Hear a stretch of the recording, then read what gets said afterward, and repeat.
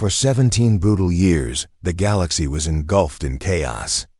Entire civilizations were erased, planets glassed over, and once mighty fleets reduced to drifting metal tombs. The Zalkor Dominion, a ruthless alien empire, had crushed every resistance, every species except one, humanity, strangely silent, watching, ignoring every plea for help from the Galactic Accord.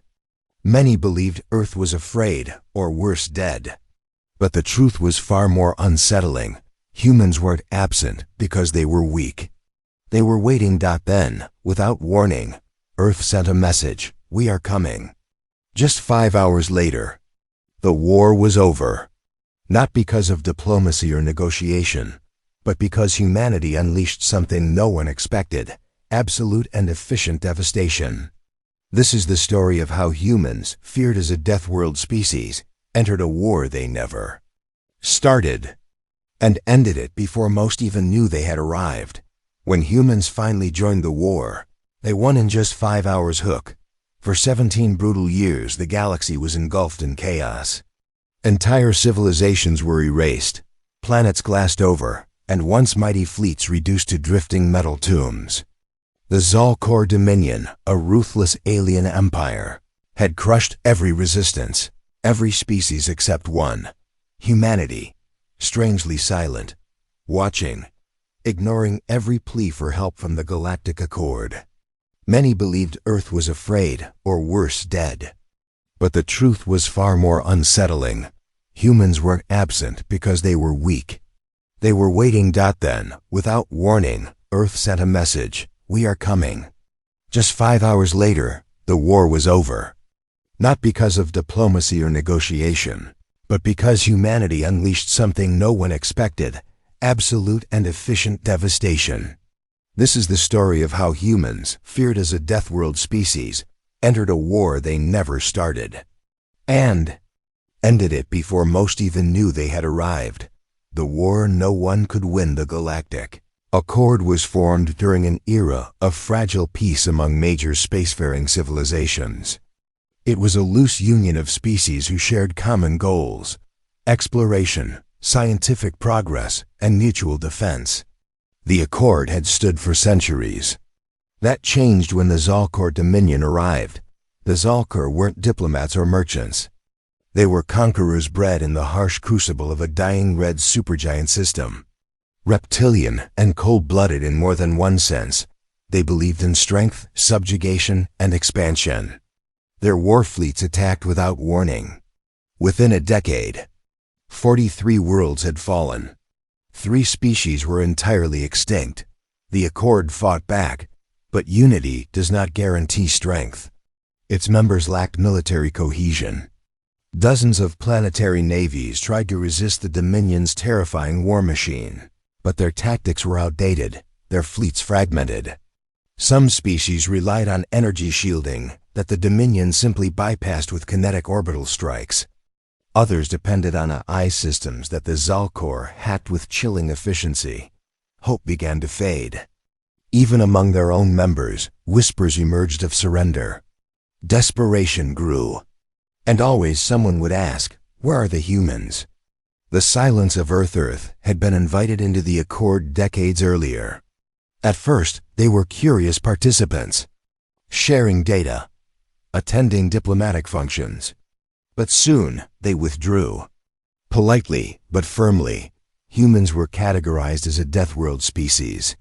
Their homeworld, Earth, was biologically chaotic, a swirling mess of predation, weather extremes, natural disasters, and microbial threats. Their resilience was astonishing. Immune systems built through centuries of exposure to viruses, muscles adapted to Earth's intense gravity, minds evolved through constant competition. Other species admired human ingenuity, but they feared their unpredictability. In peace, humans were explorers, artists, and scientists. In war, they were something else entirely. When the Zalkor began their campaign, the Accord begged Earth for assistance. Dozens of messages went unanswered. Some humans offered private aid, mercenaries, tech sharing, reconnaissance. But Earth never officially entered the war. Privately, humanity was watching. Studying, they knew something the Accord didn't. This wasn't a skirmish. It was extinction, and they wouldn't fight unless they had to finish it. The breaking point, the Battle of Alcaraz 7, was the turning point. A heavily populated Accord world. It had been the last line of defense between the Zalcor fleet and they. Accord's central systems. The planet was home to over 3 billion citizens and 2 orbital shipyards. The Dominion didn't just attack. They annihilated. Orbital bombardment melted cities.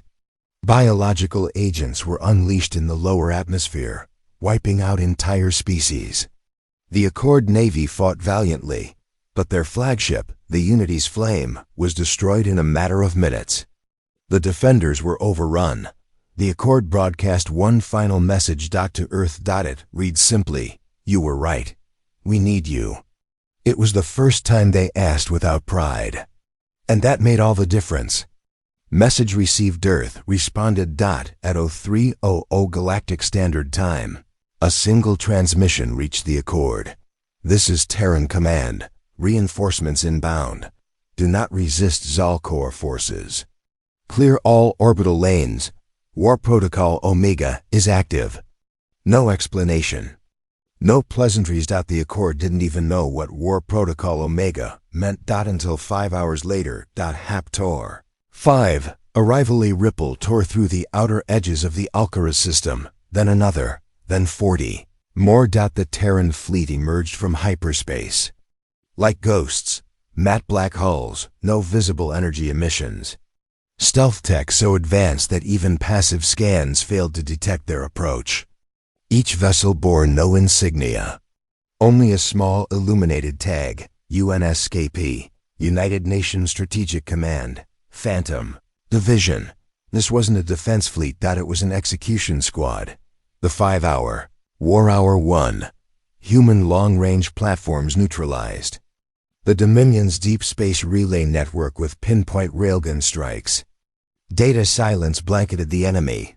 Hour 2, drone swarms, each the size of a thumbnail, infiltrated Zalcor cruisers and disabled propulsion and life support. Ships were left drifting before being shattered by kinetic impact weapons. Hour 3. Earth-based cyber warfare is jammed and turned the Dominion's own satellites against them. Entire orbital defense rings detonated without a single human ship approaching. Hour 4. Human Marines deployed. No massive walkers, no theatrics. Just small squads dropped from stealth pods. Each Marine wore adaptive armor linked to battlefield. AI, they operated like ghosts, silent, precise. Within 40 minutes, Zalcor Ground Command surrendered. Hour 5. The Dominion's Central Fleet, realizing the extent of the destruction, tried to retreat. They didn't get far. A single command from Earth's fleet AI, designated Archon, activated 17 orbital rail arrays hidden in the system's asteroid field. 17 railguns fired simultaneously. The Zalcor flagship fractured in half. The war was over. No cheers there was. No celebration. The Accord ships watched in stunned silence as humans began coordinating humanitarian efforts within minutes. Medical bots. Atmospheric scrubbers. Rebuilding modules. They didn't ask for thanks. They didn't wait for applause. When asked what Earth wanted in return, the Terran commander replied, "Nothing. We don't come for rewards.